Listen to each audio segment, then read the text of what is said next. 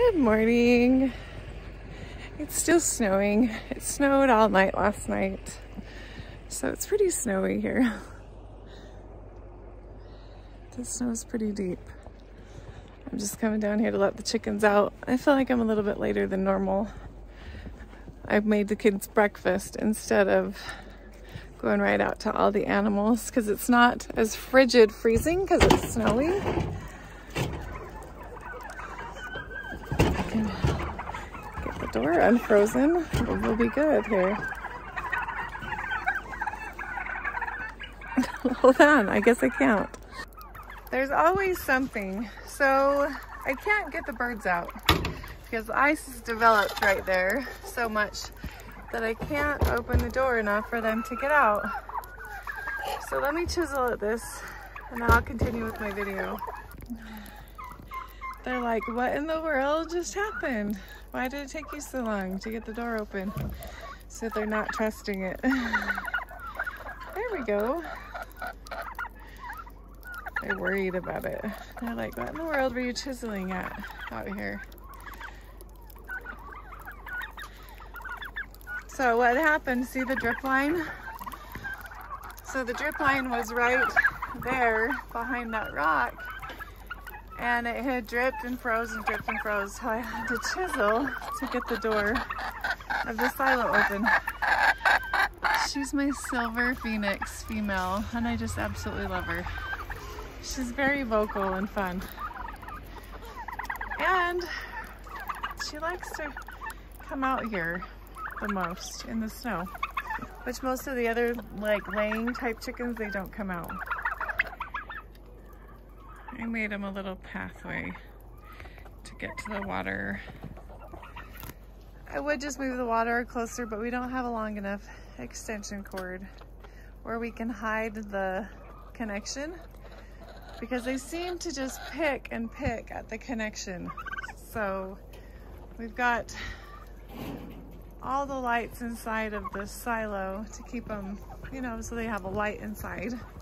Partially for warmth, but partially so that they can have some light. Yeah, you can see the lights in there. I'm not gonna open it up all the way because then they lose their heat inside. But anyway, they can get out now and get to the water fairly easy. What are you doing? I normally in the summertime open it up, and they've gotten a habit of flying out the top part of that. They sure do like to take flight sometimes. Look how pretty you are up there.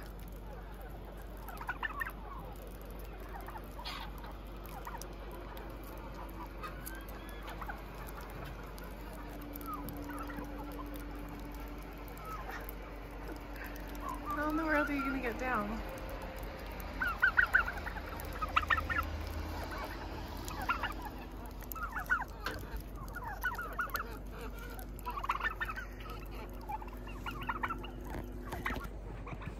All right, well, anyway, I was just gonna go down and feed the cows.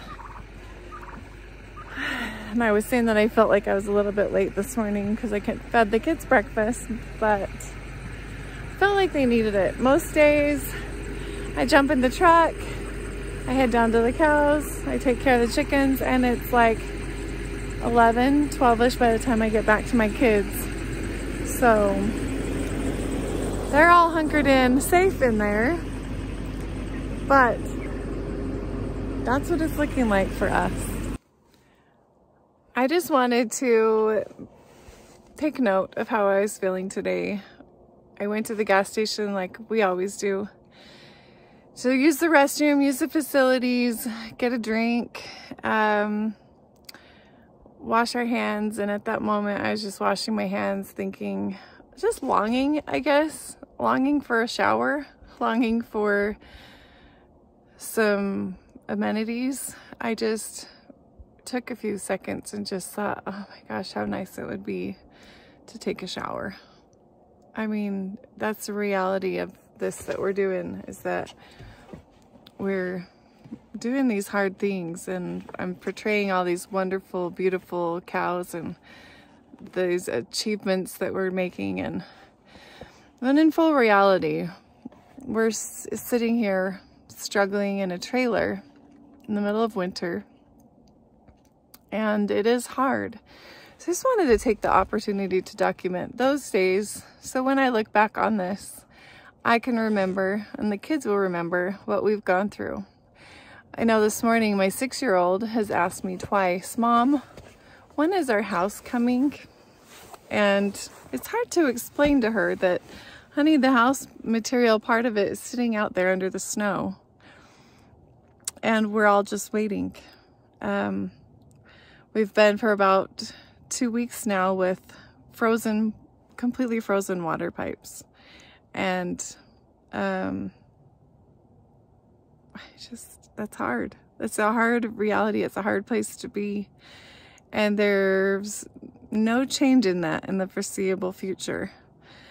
On the other hand, our builder has mentioned to us that in 3 weeks he will have the window of time to get over to us and start building our house. So there is hope that in 3 months, possibly maybe 2.5 months, we could be somewhat in a different situation. Things could be a lot better for us. I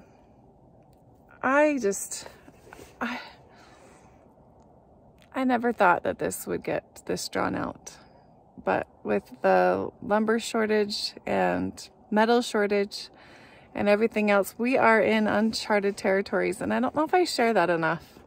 I try to share wonderful, beautiful things with our animals and that kind of things, but we're really off grid. We really we got power, thank goodness, and we have our propane tanks, so we are doing the best that we can. And I just wanted to share on this beautiful morning how I was feeling and how I've learned to deal with this change in life as best I can. Like last week, I ordered my grains. I don't know if you watched my video about my garden just before it snowed, but I was telling you how I wanted to get some oats and some barley. So I was able to get some grains of oats and barley seeds on the way. And I don't want to touch, she wants me to touch the poop on the top of her head. Ew. Anyway, so I keep my mind busy by that kind of stuff, and looking forward to next year. I would be putting all those cardboard boxes that you see at the side of my trailer laid out in my garden. That is there for a reason. It's to prep for the no-dig garden. That's why it looks kind of messy. Oh, sorry, did I scare you? Hi, pretty girl. But I really just try to keep my mind busy and focused on the next project, the next thing, because it is overwhelming to be out here and to try to keep a positive mood. Positive, like we can do it when you feel like you're floundering. It's completely out of our control to sit here, how long we're gonna have to sit here and wait until we can begin our process of building. We're gonna be doing most of it by ourselves, but this first exterior part, we have to wait for someone else. So, and everybody's busy. Everybody is so backed up. And so we totally understand that. I'm just sharing the process of what we're going through. So we like our builder. My husband is friends with him. So, but that doesn't change the fact that we have no water, we have no toilet. We have, luckily there's those sanitary hand wipes and stuff so that we can have clean hands. If not, we just frequent the gas stations, and we've made friends with people in the town. So I've made a friend that's offered to let us take a shower at her house, so I don't have to drive an hour to shower or go over the mountain pass here to the next town to take a shower. So things have been really working out for us really well, and we're very, very fortunate, but it's a process, and it's things that, you know, you move someplace with a plan and you got timeline, and when your timeline goes completely out the window and you're in uncharted territory, you really have to scramble for everything. I mean, it's just crazy. The things that, you know, just are super easy, just aren't. And it's just a process of learning how to best handle every situation and problem solve. And I'm finding out that's what a day of farming is. It's just a bunch of problem solving. So hold on, you gotta see this cow. She's trying to take the phone out of my hand. Do you need attention? Do you need attention?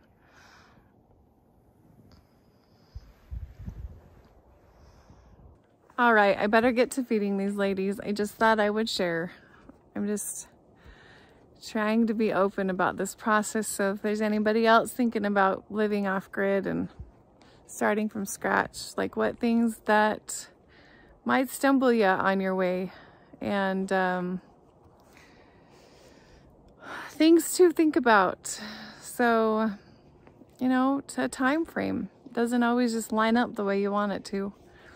And winter does always show up every single year. So you just learn to go without, do without, make other arrangements. Learn to say yes, which is hard for me, to ask someone, can I come over to your home and take a shower? Super hard for me. I'd rather kind of go without than to ask. But I'm kind of learning along this way, like what, some things you just have to do. Sometimes you just have to ask somebody, can I please come over to your house and use your shower? So that's what we have to face today. So we might do that, but anyway, I'm gonna feed these ladies and I'll talk to you guys tomorrow.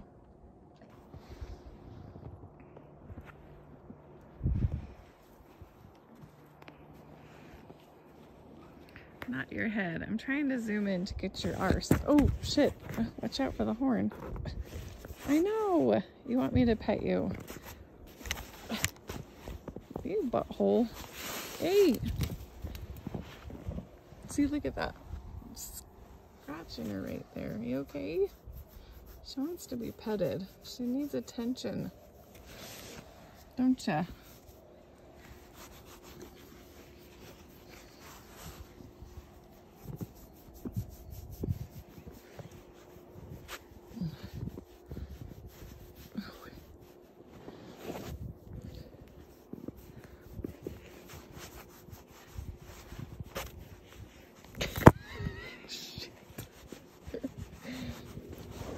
Give me some attention, huh?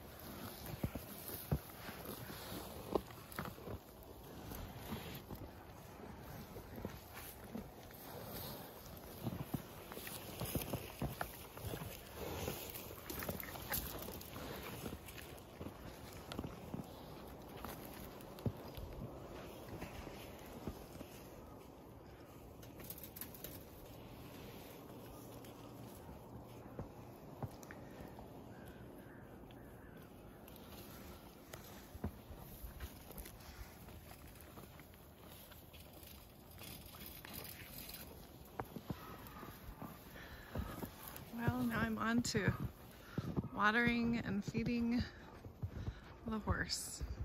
That's my plan. I think we got about, I don't know, 10 inches of snow maybe last night.